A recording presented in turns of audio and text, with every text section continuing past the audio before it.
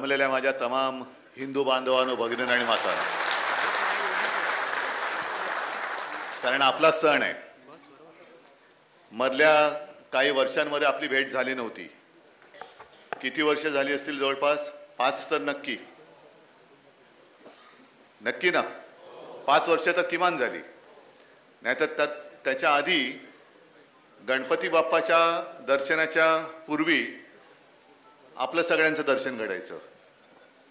आणि तुम्हाला मी खास धन्यवाद देतो की मध्ये थोडंसं अंतर जरी पडलं असलं तरी तुम्ही नातं तुटू नाही दिलेलं. त्याच्याबद्दल खास तुम्हाला धन्यवाद देतो. आणि आज खास करून तुम्हाला एवढ्यासाठी बोलवलं आहे का विश्वासाने आणि हक्काने बोलवलेलं आहे. कारण यापूर्वी ज्या वेळेला मी तुम्हाला बोलवलं आणि काही गोष्टी ज्या सांगितल्या त्या तुम्ही जशाच्या तशा अंमलात आणल्या. मग आपली मी मुंबईकर ही संकल्पना असेल, मलेरिया, डेंग्यू त्याच्या साथीच्या बाबतीत कसं सावध राहायचं. मला आठवतंय की आपली एक अशीच कुठेतरी बैठक होती. मलेरिया डेंग्यू तेव्हा जोरात होता.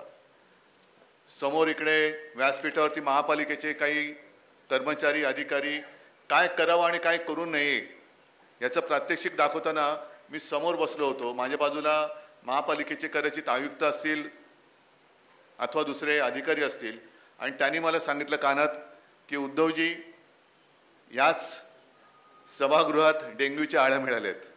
म्हटलं आता मला आता करायचं काय. मग बघायला लागलो कोण कोण खाजवतंय. तसं कोणी खाजवलं नाही, कोणाला तसं काही झालं नाही. एक आपण जबाबदारी म्हणून गणपती उत्सव पार पाडतोय, साजरा करतोय. कारण आजच्या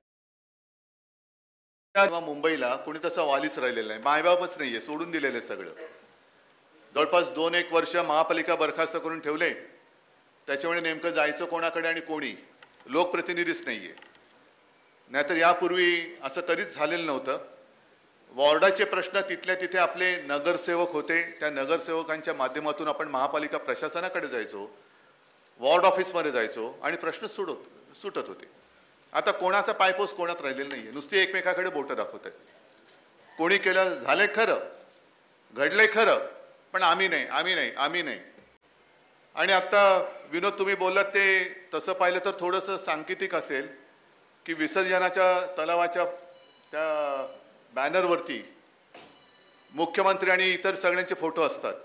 मला वाटतं ते सांगतात की कोणाचं विसर्जन केलं पाहिजे.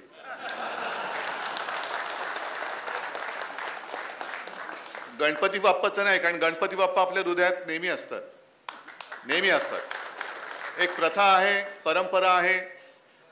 आणि मी बऱ्याच वर्षांनंतर तुमच्या समोर येतोय म्हणून मी जरा अडचणीचा पाढा वाचला. तसा काय फार मोठा वेगळा नाहीये, पण सोडवणार कोण. कारण करोना काळामध्ये तुम्हाला त्याहीसाठी मी धन्यवाद देतोय, कारण मीच होतो. करोनाचं संकट एवढं मोठं होतं की सगळे सण उत्सव यांना आपण बंदी केली होती. सगळ्या धर्मांची प्रार्थना स्थळं ही बंद होती. मग काही जणांच्या नको तेव्हा देव अंगात घुमतो. समोर संकट काय नाही, पण ते घुमतायत आपले.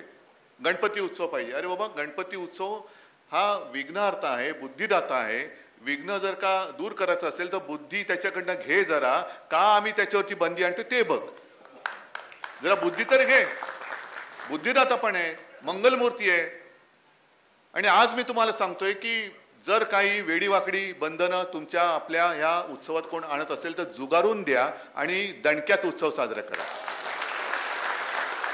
कारण दिवस बदलले. तेव्हाचा काळ तो काळ होता तो तसाच होता. अगदी पंढरीची वारी सुद्धा होऊ दिली नव्हती आपण आणि झाली नव्हती. सगळ्या वारकऱ्यांनी अत्यंत प्रामाणिकपणाने आपल्या सूचना मानल्या होत्या. आणि म्हणूनच महाराष्ट्र आपण वाचवू शकलो. महाराष्ट्र म्हणून वाचला. नुसता धांगडधिंगा नाही घालायचा. आता सुद्धा तुमच्या ज्या काही अडचणी आहेत, रस्त्यावरती खड्डे आहेतच, पण आपल्या काळामध्ये आपला प्रयत्न असायचा की बहुतेक खड्डे हे बुजवले जावे. या सरकारने घोषणा केली पण खड्डे बुजतच नाही. कारण यांच्या कारभाराला एवढे खड्डे पडलेत भ्रष्टाचाराचे, हे बुजणार कसे, कोण बुजवणार. आणि मग उगाच काहीतरी पाहणीचं नाटक करायचं. आता सगळे आपले कोकण चाकरमानी जाणार गणपतीला घरी. मग आत्ता यांना जाग आली महामार्गावरती किती खड्डे पडलेत ते बघायला. आणि मग तो अनिल कपूरचा पिक्चर होता ना, तो टाईपरायटर घेऊन फिरायचा. नायक, याला 8 टाका, त्याला 8 टाका.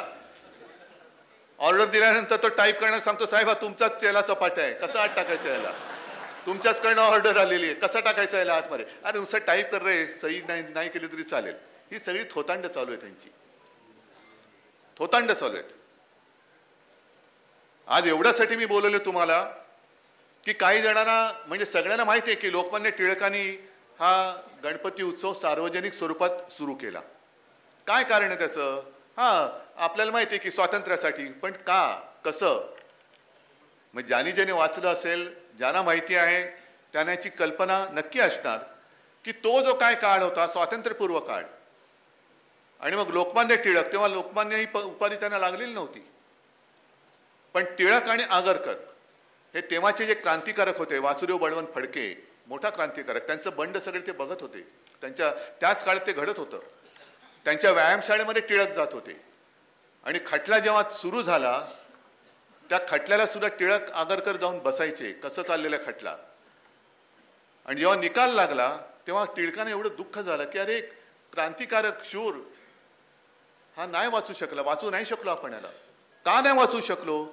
कारण त्यांनी ज्याच्यासाठी केलं, ज्या देशासाठी केलं, त्याच्या मागे लोक नावाची शक्ती उभीच राहिली नाही, म्हणून ते असे वासुदेव बळवंत फडके गेले फासावर. मग किती जणांनी शहीद व्हायचं, किती जणांनी जरी बंड केलं, क्रांती केली, तरी असेच सगळे बळी जातील, पण देश स्वतंत्र होणारच नाही. कारण तो जो काय काळ होता सगळं चिडीचूप होतं. मग आत्ताचा काळ आणि तेव्हाचा काळ काय थोडं साम्य असेल, थोडा फरक असेल.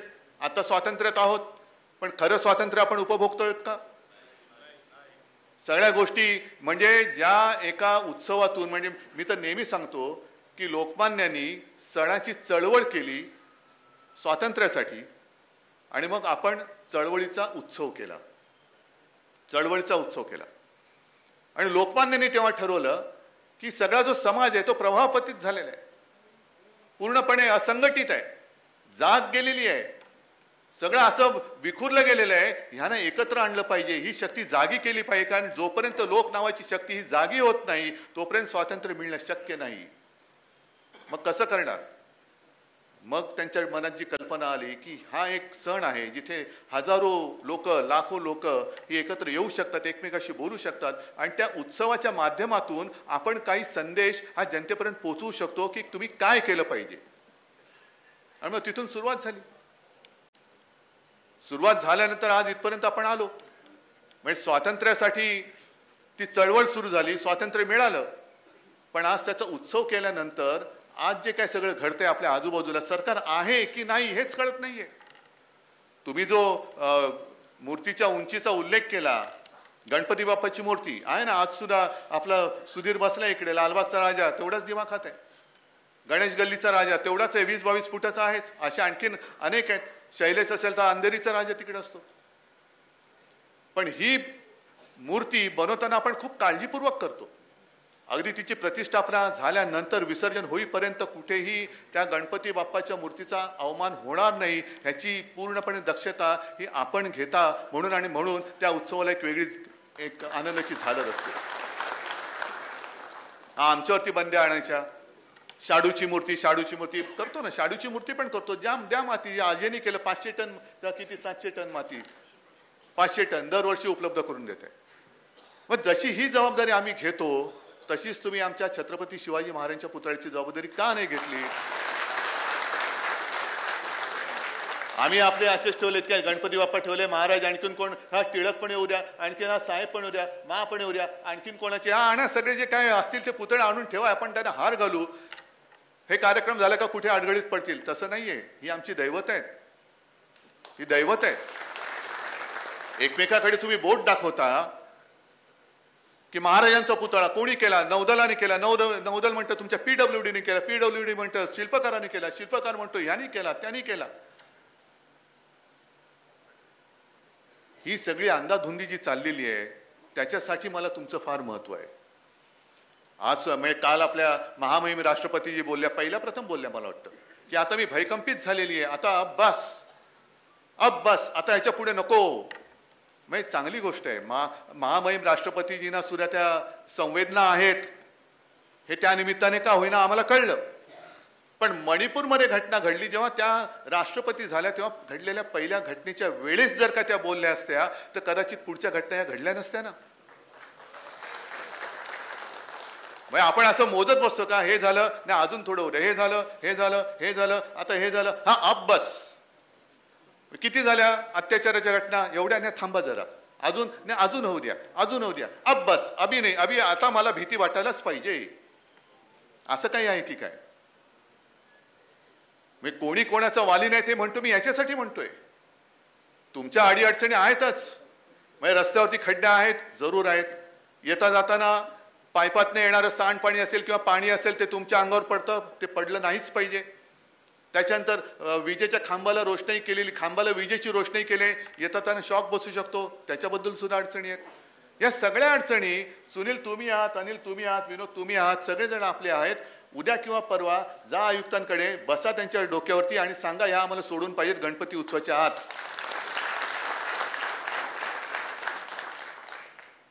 पण लोकमान्य टिळकांनी जे केलं, सगळे समाज एकत्र आले पाहिजेत. लोक नावाची शक्ती म्हणजे नेमकं काय, तर सगळे समाज एकत्र आले पाहिजेत. सगळे समाज, जे टिळकांनी त्यावेळेला केलं त्याच्या उलट नेमकं आज केलं जाते. समाजामध्ये आगी लावण्याचं काम केलं जाते, भिंती उभ्या करण्याचं काम केलं जाते. तोडा फोडा आणि राज्य करा ही इंग्रजांची नीती आता भाजपवाले अवलंबत आहेत. मग आपण संदेश काय द्यायचा? नुसतं गणपती बाप्पा मोरया, पुढच्या वर्षी लवकर या, असं मी पुन्हा येईन बोलणारे अनेक आहेत. म्हणून का आपण त्यांना परत थोडीच आणतो? पण गणपती बाप्पा जे आपण म्हणतो ना, गणपती चालले गावाला चैन पडेना आम्हाला, का? कारण गणपती बाप्पा येतात, आमचं रक्षण करता म्हणून येतात, आमच्याकडे मंगल सगळं करून जातात, थोडी बुद्धी देऊन जातात. म्हणून आम्ही त्याच्या आगमनाची वाट बघत असतो, म्हणून आगमनाची वाट बघतो. आणि मग ही जी तुम्ही सगळी मंडळ आहात, गणपती उत्सव मंडळ, नुसतं मंडळ म्हणजे काहीतरी एक सण साजरा करायचा म्हणून नका तुम्ही काम करू. तुम्ही सुद्धा मी म्हणेन त्या दिवसांसाठी एक सांस्कृतिक पीठ बनलं पाहिजे. का गणपती हा इथला गणपती का प्रसिद्ध आहे?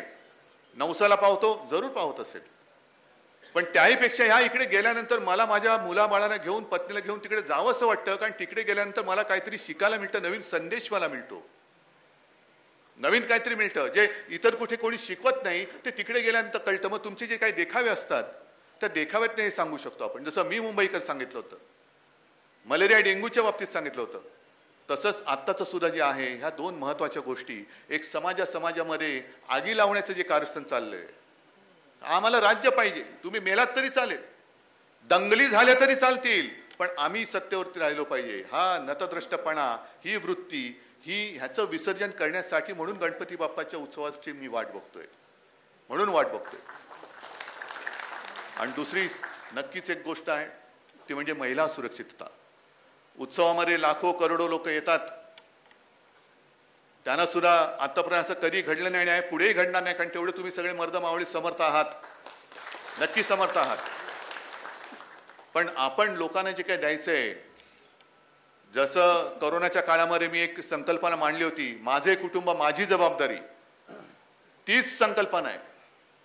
घराघरामध्ये माता भगिनी आहेत, मुली आहेत, मग माझी माता म्हणा, माझी बहीण म्हणा, माझी मुलगी म्हणा, ह्याची जबाबदारी माझी आहे. ही जबाबदारी घेणारे आपण सगळे तिचे भाऊ असले पाहिजे.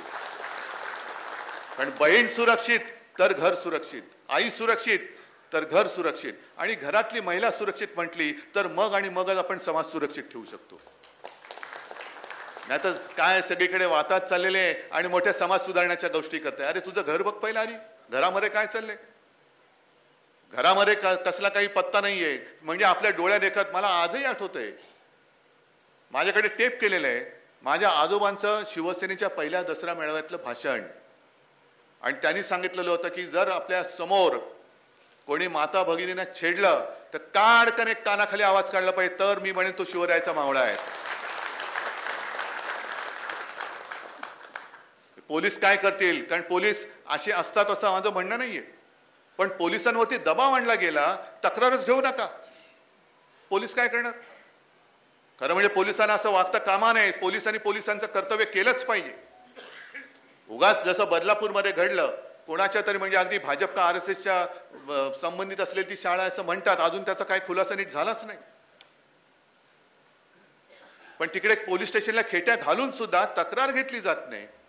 तक्रार घेतल्यानंतर पुढे तपास केला जात नाही. अटका, हे सगळं उद्रेक झाल्यानंतर तुम्ही अटका करता आणि त्याच्यानंतर जे आंदोलनाला उतरलेत त्यांच्यावरती गुन्हे दाखल करता. मग तोच गुन्हा, ती जागरूकता तुम्ही त्या अत्याचार करणाऱ्याबद्दल का नाही दाखवलीत?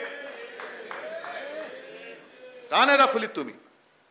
जो संताप येतो तो इकडे, आम्हाला शक्ती कायदा पाहिजे, जरूर पाहिजे, पण आत्ताचा कायदा सुद्धा तेवढाच सक्षम आहे. पण कायदा अंमलात आणणारे हेच जर का यांचे गुंडपुंड असतील, तो जो एक तिकडे गेला, आता बरं वाटतं मला, ही सगळी घाण आपल्यात गेली, ती बरं वाटतं मला. पण तो जो एक तिकडचा होता, त्याचं नाव पण मला घ्यायची इच्छा नाहीये, त्याने त्या पत्रकाराला सांगितलं का तुझ्यावरती अत्याचार झालाय का? अरे कोणत्या तोंडाने तू बोलू शकतोस? अजूनही त्याच्यावरती पक्षाचे हे बाळासाहेबांचे विचार आहेत. हे शिवसेना प्रमुखांनी तुम्हाला आम्हाला हे शिकवलंय? अत्याचार झाला तरी चालेल, पण महिलेशी असं उर्मटपणाने बोला, हे शिवसेना प्रमुखांचे विचार नाही. छत्रपती शिवाजी महाराजांचा तेव्हा शिरच्छेदच केला असता, पण तो दिवस आता नाहीयेत. कायदा वगैरे सगळं आहे. बाळासाहेब असते म्हणाले असते ते तंगड तोडून ठेवा. अजूनही त्याच्यावरती पक्षाची कारवाई नाही, म्हणे आम्ही बाळासाहेबांचे विचार घेऊन चालत. अरे गद्दारांनो, हे बाळासाहेबांचे विचार नाहीत, अजिबात नाहीये. अजून तिकडे काही हालचाल होत नाही. त्याच्यावरती मध्ये बातमी आली होती, त्याच्यावरचा FIR गायब झाला. खरं खोटं देव जाणे. पण आपल्या इकडे आपण जसं काल आता आपण मालवणमध्ये गेलो होतो, म्हणजे मी नव्हतो गेलो, पण आदित्य वगैरे आणि सगळे तुमच्यापैकी गेले असतील. काय होतं तिकडे? का राडा करायला गेलो होतो? आमच्या छत्रपती शिवाजी महाराजांचा पुतळा 8 महिन्यात पडतो. पूर्वी एक दादा कोंडकेंचा पिक्चर होता, बोट लावून तिथे गुदगुल्या आहे ना, म्हणजे अजूनही बोललं तरी हसायला येतं. आता मोदी नवीन करतायत, हात लावून तिकडे सत्यानाश आहे ना. म्हणजे तो अजून तो सामना हरला, त्याचं कारण हेच आहे. म्हणजे हात लावून तिकडे सत्यानाश, हे नवीन आहे. ही यांची गॅरंटी कि ये मेरी गारंटी है, जिधर हाथ लगाऊंगा उधर सत्यानाश होना ही चाहिए, ये मेरी गारंटी है. या अशा सडक्या गॅरंटी आपल्याला नको आहेत. आणि म्हणून आता हा योगायोग आहे. ती एक कविता, सुनो द्रौपदी शस्त्र उठा लो, अब गोविंद ना आएंगे. काल आपल्या राष्ट्रपती बोलल्या, त्यांचं नाव नेमकं योगायोगाने द्रौपदीच आहे. आता राष्ट्रपती महोदया, तुमच्याकडनंच आम्हाला अपेक्षा आहे, कारण पंतप्रधान उद्या येत आहेत. ज्यांना मणिपूरमध्ये जे घडलं त्याच्याबद्दल बोलायला काही काळ जावा लागला. आता उद्या आल्यानंतर बदलापूर बद्दल ते काय बोलतील, नाही बोलतील, का बंगाल बद्दल बोलतील, हे उद्या मला कळेल. हे सगळं नासून टाकणारं काम चाललेलं आहे. हे नुसतं राजकारण नाहीये, हे आयुष्य नाचतंय आपलं. आणि म्हणून तुम्ही जो काय उल्लेख केला की मंडळांना पैसे दिले जातात, देत असतील, कारण मंडळाला उत्सव चालू ठेवावा लागतो. पण म्हणून तुम्ही तुमचा आत्मा नका विकू, एवढीच माझी एक विनंती. आत्मा नका विकू तुम्ही.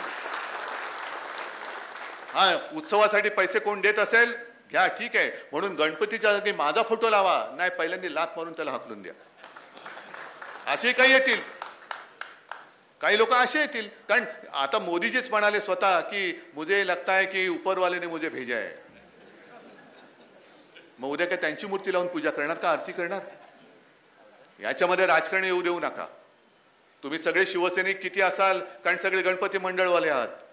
शिवसेनेचे विचार तुम्हाला किती पटतात मला माहिती नाही, पण मी एक मराठी आणि हिंदू म्हणून तुम्हाला सांगतोय की आयुष्य आणि तुमचा आत्मा विकू नका, प्रामाणिक राहा.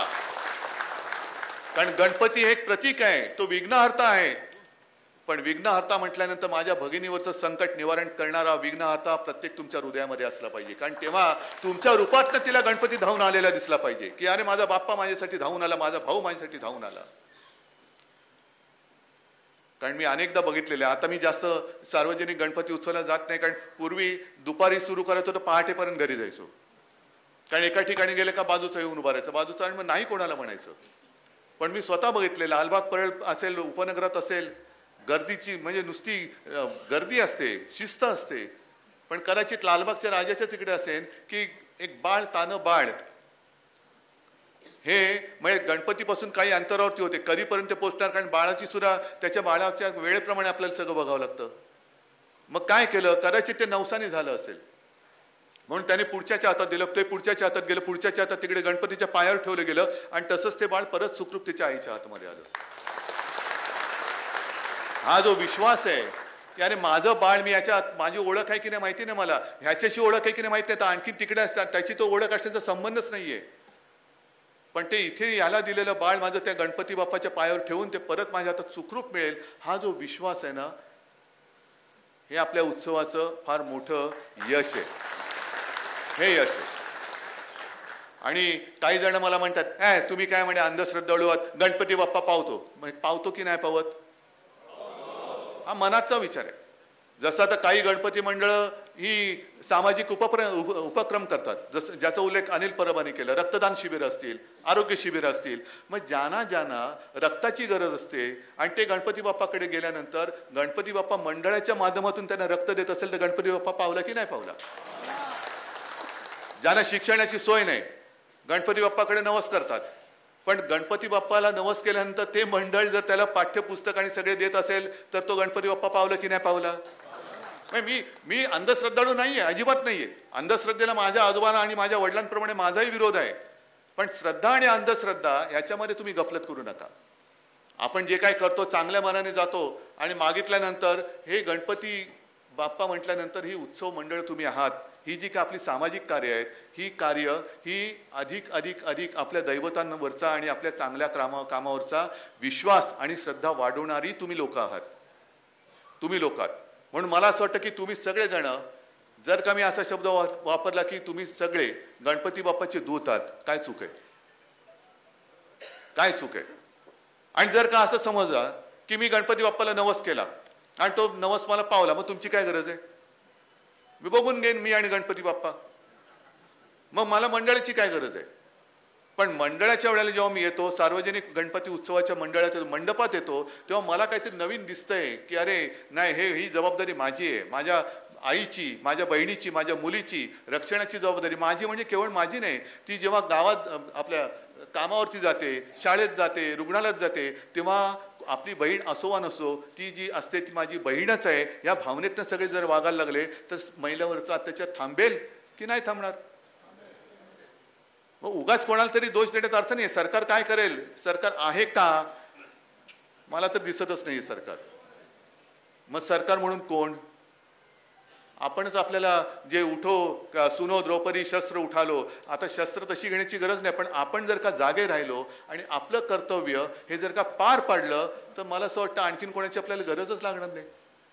आणि मग जे काही विसर्जन करायचंय या 2-3 महिन्यामध्ये या सगळ्यांचं तिरबागडं जे सरकार आहे त्याचं विसर्जन करण्यासाठी सुद्धा मी गणपती बाप्पाकडे आशीर्वाद मागतोय की गणपती बाप्पा तू आम्हाला आता असा आशीर्वाद दे की या महाराष्ट्रावरती, देशावरती तर आहेच, पण महाराष्ट्रावरती हे जे संकट गेले 2-2.5 वर्ष बेकायदेशीरपणाने राज्य करते आहे, त्यांचं विसर्जन करण्याची ताकद आणि हिंमत तू आम्हाला दे. आणि हीच एक प्रार्थना गणपती बाप्पाकडे करतो. तुम्हाला सगळ्यांना धन्यवाद देतो. आणि गणपती मंडळामध्ये जे मी काय बोललोय ते काय काय दिसतंय नाही दिसत हे मला तुमच्याचकडनं कळणार आहे.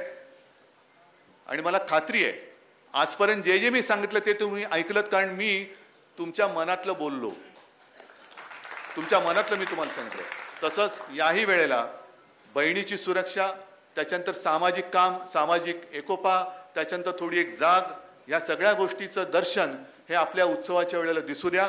सगळ्यांना गणपती उत्सवाच्या निमित्ताने शुभेच्छा देतो. धन्यवाद. जय हिंद, जय महाराष्ट्र.